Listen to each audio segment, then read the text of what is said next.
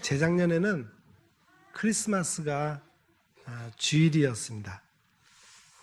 그래서 미국에서 크리스마스 주일에 예배를 드릴 것인가 드리지 말 것인가 이런 문제로 의견이 분분했다고 합니다. 미국의 개신교 목회자 89%가 크리스마스 주일에 예배를 드려야 된다고, 드리겠다고 응답을 했습니다. 크리스마스에 예배를 드려야 한다고 하는 목회자는 말했습니다. 크리스마스 당일이 일요인 경우 주일학교와 성경 공부는 취소하지만 폭설로 교통이 마비되는 상황이 아니라면 예배를 취소하지 않겠다. 그러나 반면에 11%의 목회자는 크리스마스에 주일 예배를 취소해야 한다는 이유를 이렇게 말했습니다. 크리스마스와 새해 사이의 일요일에는 가족끼리 모여서 휴식을 취하며 감사하는 마음을 갖는 기회를 가져야 한다. 그것 때문에 크리스마스에 예배를 드리지 않겠다. 이렇게 얘기를 했다는 거예요.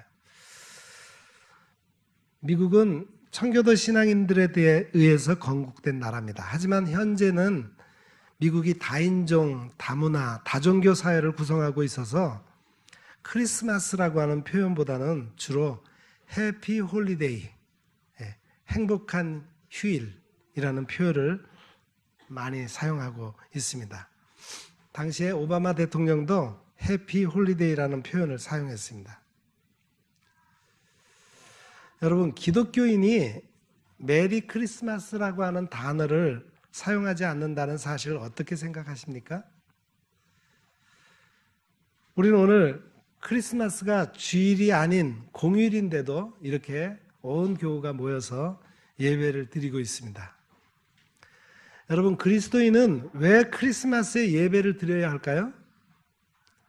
여러분, 크리스마스라고 하는 단어는 두 단어가 합성된 단어입니다.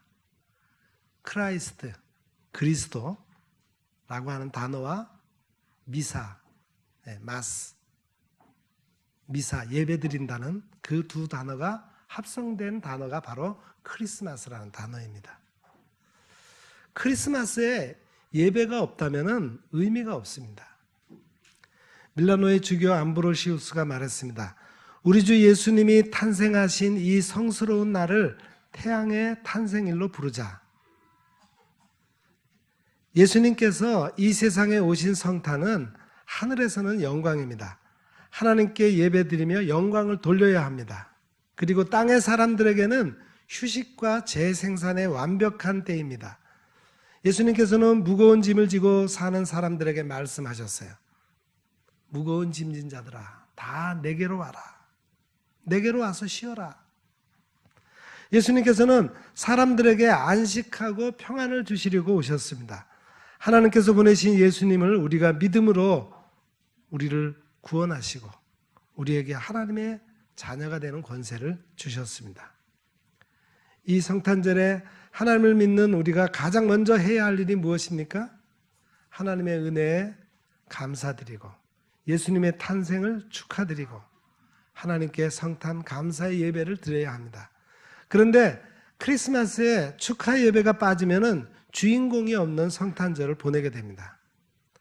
영국 크리스천 투데이지에 이런 기사가 났습니다. 예수 그리스도의 탄생을 기념하는 크리스마스에 바쁘고 분주한 것은 우리를 구원하고자 독생자를 이 땅에 보내신 하나님의 마음을 잊고 있는 것이다. 크리스마스에는 다른 것에 집중하기보다 주를 향해 전진해야 합니다. 예수님의 탄생을 기뻐하고 감사드리고 예배해야 합니다. 예수님이 이 세상에 오시지 않았다면 크리스마스도 없을 것입니다. 오늘 성탄절에 우리 함께 예배하는 곁에 계신 분들에게 인사하겠습니다. 메리 크리스마스. 예, 감사합니다. 하나님께서 우리에게 주신 말씀을 보시겠습니다. 오늘 본문 18절을 보세요. 예수 그리스도의 나심은 이러하니라. 여기서 예수라는 뜻이 무엇입니까? 죄에서 구원할 자입니다. 오늘 본문이 더 자세히 의미를 풀어놨어요. 그가 자기 백성을 그들의 죄에서 구원할 자이다. 이 말은 하나님께서 자기 백성을 그들의 죄에서 구원하시기 위해서 예수님을 사람의 몸으로 사람처럼 태어나게 하신 것입니다. 이것을 가리켜서 우리 성육신이라 그러죠. 하나님의 말씀이 육신이 되었다는 뜻입니다. 하나님께서 인간의 세상에 들어오신 역사적인 사건이에요. 성탄절은 하나님이 우리를 사랑하셨고 그 사랑의 계시로 보여주신 역사입니다. 그래서 그리스도인은 가장 먼저 예수님의 탄생을 경배하고 축하해야 됩니다. 경배한다는 것은 예수님이 나의 주가 되심을 인정하는 행위입니다. 하나님만이 인생의 경배를 받으시기에 합당하신 분입니다. 그리스도인은 예수님의 탄생을 환영하고 예배로 축하하며 순종하는 것입니다.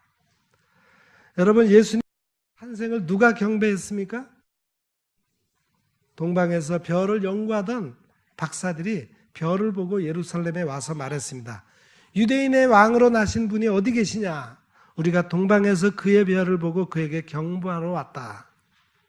여기서 경배하다라고 하는 말은 헬라어로 프로스쿠네이라고 하는 단어를 썼는데 그 말은 경의를 표시하며 부복하다, 그 앞에 엎드리다, 존경하다, 예배드리다는 뜻이 있습니다.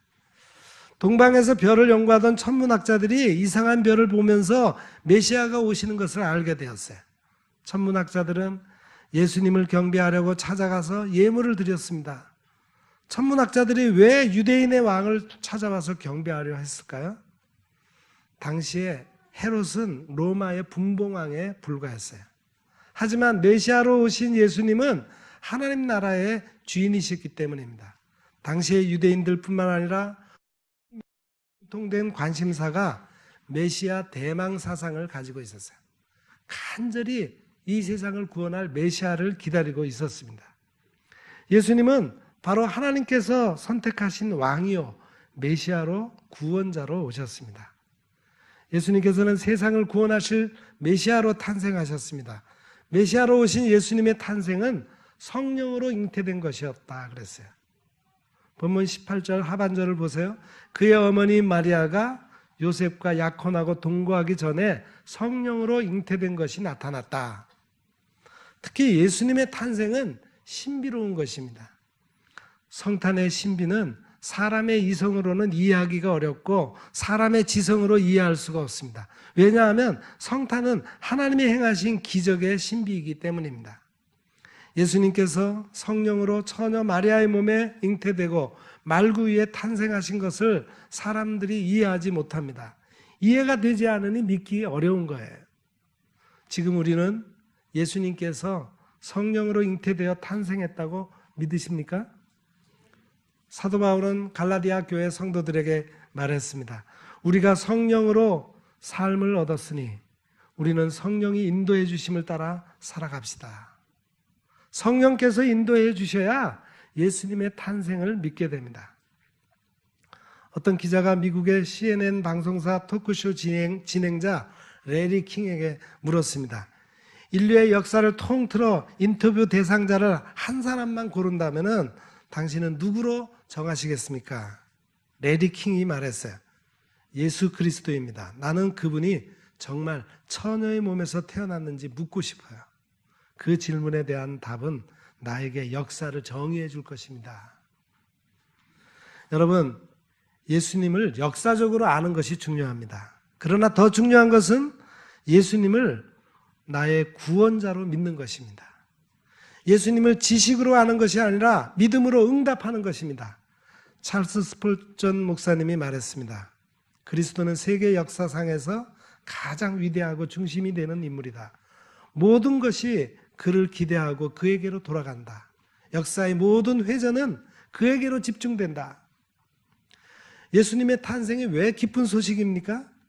예수님께서 믿는 사람들에게 죄사함의 은총을 주시고 하나님의 영광에 이르도록 하셨기 때문입니다. 예수님께서 하나님의 나라를 말씀하시기 때문입니다. 예수님께서 천국의 복음을 말씀하시기 때문입니다. 예수님께서 우리를 하나님의 나라로 인도하시기 때문입니다. 내게서 한 다스리는 자가 나와서 내 백성 이스라엘의 목자가 될 것이다. 그렇습니다. 양은 선한 목자를 만나는 것이 축복입니다. 선한 목자는 하나님의 양무리를 억지로 치지 않습니다. 하나님의 뜻을 따라서 자원함으로 양무리를 이끕니다. 선한 목자는 더러운 이득을 위하여 하지 않습니다. 맡은 자들에게 주장하는 자세로 하지 않습니다. 양무리의 본이 됩니다. 그 결과는 목자장이 나타나실 때 시들지 않은 영광의 관을 얻게 됩니다. 성탄을 기뻐하고 성탄절에 경배하는 사람들은 시들지 않는 영광의 관을 얻게 됩니다. 40년 전에 전북의 진안 마이산 인근 길가에서 한 소년이 태어났어요. 동네 사람들은 그 소년을 길새라고 불렀습니다. 길새의 엄마는 17살 때 옆집 오빠와의 관계에서 첫 딸을 낳고 2년 뒤에 길새를 낳았어요.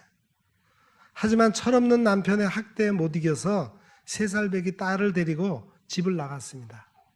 길새 아빠는 후회하고 아내를 찾아 나섰다가 객지에서 연탄가스 중독으로 사망했습니다.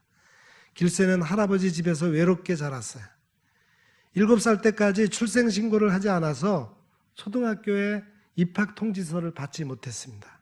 다급해진 할아버지가 면사무소에 가서 자신의 막내 아들로 출생신고를 했습니다. 길새라는 이름을 내밀자 담당 여직원이 이름이 너무 촌스럽다고 집안의 돌림자 밝을 병자에 길에서 태어났다고 길할 길을 넣어서 병길이라고 이름을 지어주었습니다. 병길은 부모 없는 서러움을 이웃 사람들에게 못된 짓을 하면서 분풀이를 했어요. 초등학교 4학년 때 기쁜 소식을 들었습니다. 집을 나간 엄마가 외갓집에 온다는 소식이었어요. 헤어진 엄마를 기다리며 엄마야 누나야 목이 메도록 불렀습니다. 하지만 목이 메도록 부르고 기다렸던 엄마가 자신을 외면했습니다. 그리움이 분노로 바뀌었어요. 병길이는 중학교 1학년 때까지 사고뭉치였습니다. 학교 선생님들이 하나같이 병길이의 반을 맞지 않겠다고 손사래를 쳤습니다. 그런데 병길이 중학교 2학년 때 교회 전도사님을 만나 처음으로 사랑을 받았습니다. 그해 11월 초부터 온 동네 은총교회에 나가기 시작했어요. 전도사님은 성탄 이브에 교회에서 성극을 하는데 병길이에게 4번째 돈방박사 역할을 맡기고 지도했습니다. 병길이는 성극을 하면서 주님의 음성 앞에서 완전히 새 사람으로 변화되었습니다. 병길이는 성탄절 이후에 교회 가는 날이 최고의 행복이자 기쁨이 되었습니다. 지금 우리는 어떻습니까? 교회에 오는 날이 최고의 행복이자 기쁨입니까? 은총교회는 주일 낮 예배를 오전 10시 30분에 드리는데 병길이는 주일이면 오전 8시에 교회에 나가서 예배 시간 전까지 예배당 바닥, 바깥마당, 화장실, 사택마당, 교회 앞 길거리를 다 청소했어요. 6년 동안 한 주도 빠짐없이 봉사와 예배에 참여했습니다. 우여곡절 끝에 광주 신학대에 합격하였는데 할머니가 불러서 당부했습니다. 병길아, 목사가 되면 행복하게 사는 줄 알았는데 네 고모 말을 들으니까 그게 아니더구나. 그래서 내가 목사가 안 됐으면 좋겠다고 생각했다. 그런데 어젯밤 꿈에 너는 하나님이 선택했다는 것을 확실히 알게 되었다. 기꺼이 주의 종의 길로 보낼 거다. 그때부터 할머니는 손자를 위해서 기도하는 삶을 살다가 저 지난해 4월에 천국에 가셨습니다. 병길이는 신학대학을 졸업하고 인천의 개척교회에서 7년간 전도사로 심우했습니다. 용인 세대교회에서 부목사로 사역하였는데 그의 열정적인 목회를 한다는 소문이 성천교회에 전해졌습니다. 그래서 12월 17일 서울 서대문 가재울 성천교회에서 사고 초려 끝에 제5대 담임 목사로 청빙하여 성천절을 맞이하게 되었습니다. 나의 목회 철학은 오늘이 내 생명의 마지막 날인 듯 24시간 그리스도와 함께 생활하는 것입니다. 그렇게 그는 말했습니다. 여러분, 성탄의 영광은 수많은 사람들이 예수님을 만나는 것입니다. 예수님께서는 그릇 행하여 각기 제 길로 가는 인생들의 목자가 되어 주셨습니다. 줄이고 목마른 사람들에게 값없이 와서 마시라고 하십니다. 예수님은 임마누엘로 오셨습니다. 하나님께서 사람의 몸이 되어서 우리와 함께 하시기 위해서 오셨습니다. 예수님의 탄생은 우리의 인생의 나침반입니다. 성탄은 진리의 나침반으로 인생의 방향을 알려주고 생명의 길로 인도하십니다. 성탄의 기쁨을 듣지 못한 사람은 고장난 나침반을 보고 따라가다가 인생이 파산하게 됩니다. 예수님의 탄생은 우리에게 새롭고 산 길을 열어주셨습니다. 성탄은 생명의 길을 인도하는 날입니다. 예수님의 탄생을 통해서 우리가 하나님의 영광을 보고 은혜와 진리가 충만한 삶을 사는 것입니다. 그래서 성탄은 우리와 온 세상의 기쁜 소식이요 가장 큰 기쁨으로 경배하는 날입니다. 미국의 최대 기독교 출판사 크로스웨이가 성탄절에 알아야 할 10가지를 발표했습니다. 우리는 성탄절의 문화적 전통으로부터 성경적 진리와 역사적 사실, 허구를 구분해야 한다. 예수의 탄생은 전설이 아니라 역사적 사실이다. 성탄절에 알아야 할 첫 번째 사실은 예수님이 성탄의 주인공이라는 점이다. 성탄절을 지키는 목적은 예수님의 탄생을 기억하는 것이다. 산타클로스가 결코 아니다. 둘째로 예수님은 창세전부터 하나님과 함께 계셨다. 그 하나님이 우리와 함께 하시기 위해 오신 것이다. 셋째로 예수님의 탄생은 메시아가 오실 것이라는 예언의 정점이다. 성경의 예수님의 출생지와 동정녀 탄생, 십자가의 죽음을 모두 예언하고 있다. 넷째로 문화적 성탄과 성경적 성탄을 구별해야 한다. 문화적 성탄은 산타크로스와 선물, 술록, 성탄트리, 풍습과 관련이 있다. 그러나 예수님의 탄생은 풍습이나 전설이 아니라 역사적 사실이다. 다섯째로 예수님의 탄생은 고난의 종으로서 우리 죄를 위해 돌아가신 더 큰 역사의 한 부분이다. 성탄절은 구원자 예수님의 삶 전체를 묵상하는 절기이다. 여섯째로 예수님은 성령으로 마리아의 몸에 잉태되셨다. 성탄절의 중심에 생물학적 측면에서 기적이 존재한다. 또 초자연적인 믿음이 필요하다. 일곱째로 동정녀 탄생이 없는 성육신 사건은 없다. 동정녀 탄생만이 예수님이 신성과 인성을 가진 존재임을 말한다. 여덟째로 예수님의 탄생은 거절을 동반했다. 헤롯 왕이 죽이려고 했고 태어날 여관이 없었다. 자기 땅에 왔지만 자기 백성들이 영접하지 않았다. 사람들은 빛보다 어둠을 더 사랑했고 악한 행위가 드러날까 빛을 미워했다. 아홉째로 예수님은 그를 믿는 자들이 거듭나게 하기 위해 오셨다. 거듭나야 하나님의 나라를 볼 수 있다. 10번째로 예수님의 탄생은 궁극적인 희생을 의미한다. 예수님은 죄 있는 육신의 모양으로 세상에 오셨다. 그는 하늘의 영광을 버리고 흑암의 세상에 오셔서 모든 사람의 죄를 대속하시기 위해 죽으셨다. 성탄절은 휘황찬란한 상업주의가 판치는 날이 아니다. 예수님의 희생이 그 전부이다. 여러분, 지금 우리는 성탄절을 어떻게 맞이해야 할까요? 예수님께서는 오늘 우리를 구원하시기 위해서 하늘의 영광을 버리셨습니다. 성탄은 우리와 함께 하시기 위해서 오셔서 천국의 영광을 보게 하십니다. 성탄의 예수님을 기쁘게 경배하고 기쁜 소식을 전합시다. 와 보라, 우리를 구원하실 메시아가 탄생하셨다. 성탄의 예수님을 경배하는 사람은 임마누엘 예수님과 함께 새로운 날이 시작됩니다. 성탄의 기쁨, 하나님의 영광과 평화가 우리 마음에, 우리 가정에, 우리 가족들에게, 우리 일산영문교회와 우리나라 온 국민들에게 충만하기를 축원합니다. 기도하겠습니다. 우리 주님, 이 세상에 탄생하신 날 축하를 드리며 영광을 올려드립니다. 이날 우리에게 가장 기쁘고 즐거운 날, 풍성한 은혜와 평강을 내려 주옵소서. 이 큰 기쁨을 가족과 온 교회가 함께 누릴 뿐만 아니라 그 기쁨을 알지 못해서 또 여건이 되지 못해서 미처 누리지 못하는 이웃과도 나눌 수 있게 하옵소서.